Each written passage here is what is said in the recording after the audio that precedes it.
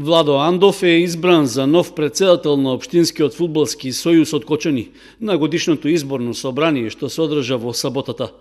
Сепак, впечаток е оти целата постапка помина во чудна и тензична атмосфера, откако по неколкучасовни дискусии што на моменти се одвиваа на висок тон и со натегања, за Андов гласаа 12 делегати.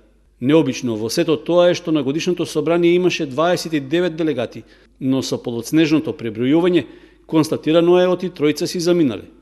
И покрај тоа, пресметката покажува оти новоизбраниот председател не го добил мнозинството од 50% од присутните плюс еден глас.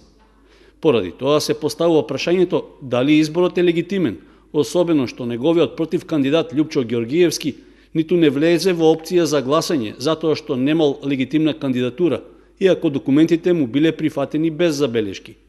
Дополнително, дури му беше и овозможено пред присутните делегати да даде образложение за својата кандидатура. По изгласувањето на Андов за прв човек на Општинскиот фудбалски сојуз, за подпредседател беше избран Зоран Васевски. На забелешките што ги упатија присутните за легитимноста на целата постапка, представникот од Фудбалската федерација на Македонија го избегна директното соочување, туку рече дека ќе испрати писмен одговор. Инаку, новата функција на Андов ќе му биде трета, со оглед што веќе неколку години е председател на третата фудбалска лига Исток, а истовремено е и координатор на женскиот фудбал во Македонија.